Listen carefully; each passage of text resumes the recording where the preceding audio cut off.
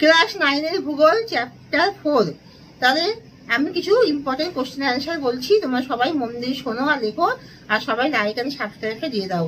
Very very important question answer, তোমরা সবাই এগুলো সব লিখে রাখো আর সবাই ভালো করে মন দিয়ে পড়ে নাও। ভূ অভ্যন্তরে পরিচালন স্রোত প্রবাহের ধারণাটি করেন হোমস। গিরিজনী আন্দোলনের প্রভাবে কোন পর্বত গঠিত? হিমালয়। ভূপৃষ্ঠে গিরিজনী আন্দোলন কাজ করে সমান্তরালে। মহীবাবক আন্দোলনের শিলায় কি সৃষ্টি হয়? চ্যুতি সৃষ্টি হয়। অবরোহণ প্রক্রিয়ায় ভূমির কি কমে? উচ্চতা কমে। অসমতল ভূমি সমতল হওয়ার প্রক্রিয়া হলো পর্যায়ন। কোন পর্বতটি ভাঁজকে সৃষ্ট হয়? হিমালয় পর্বত। অসংখ্য পর্বত একসাথে মিশলে হয় পর্বত গ্রন্থি। পৃথিবীর দীর্ঘতম পর্বত হলো আন্দিজ। পৃথিবীর উচ্চতম পর্বত হলো হিমালয়। ভঙ্গিল পর্বতের সাথে কোন শব্দটি জড়িত? গিরিজনী। পাত গাঠনিক তত্ত্বের জনক বলা হয় পিছকে। পাতাগুলি সরে যাওয়ার প্রধান কারণ হলো পরিচালন স্রোত। পৃথিবীতে প্রধান পাতের সংখ্যা 7টি। মহাসাগরের নিচে শৈলশিলা গঠিত হয়েছে অভিসারী। পৃথিবীর অধিকাংশ ভঙ্গিল পর্বত গড়ে উঠেছে অভিসারী। কোন নবীন ভঙ্গিল পর্বতটিতে আগ্নেয়গিরি দেখা যায়? আন্দিজ।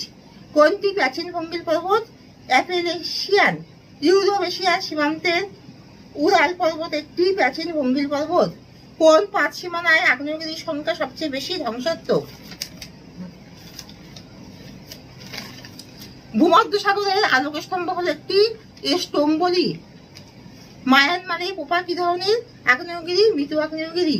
কোন আগ্নেয়গিরিটি প্রশান্ত মহাসাগরীয় আগ্নেয় মেঘলা বলয়ে অবস্থিত? ফুজিয়ামা।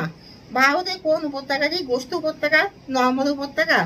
স্তূপ পর্বতের উৎপত্তির সাথে কোন শব্দটি জড়িত? মহীভাবক আলোড়ন। প্রাচীন ভঙ্গিল পর্বত নয়, ক্ষয়জাত পর্বত কি সেটা? মহাকাল। ভারতের একমাত্র পর্বত বেষ্টিত মালভূমি হলো লাদাখ। বিদার অগ্নুদ্গমের সাথে ভারতের কোন মালভূমিটি জড়িত? ডেকান ক্যাপ। সমভূমির অনুচ্চ টিলাগুলি হলো মোনাডনক। সমভূমির অনুচ্চ টিলাগুলি হলো মোনাডনক। কোন সমভূমিতে লেগুন দেখা যায়? উপকূল সমভূমিতে। বৃহত্তম পাতাটি? প্রশান্ত মহাসাগরীয় পাত। বৃহত্তম পাতটি হলো প্রশান্ত মহাসাগরীয় পাত। পর্বতের পাদদেশের ভূমি হলো পিটমন্ট। 33 হলো মহীখাত। তো এখানে শেষ করছি, তোমার সবাই লাইক আর সাবস্ক্রাইবটা দিয়ে দাও। সবাই ভালো থাকো, সুস্থ থাকো, সবাই ভালো করে মনোযোগ সহকারে মনোসংযোগ করে সাধনার মতন করে পড়াশোনা করো, যাতে পড়াশোনায় গেলেই তোমাদের মাথায় ঢুকে যায়।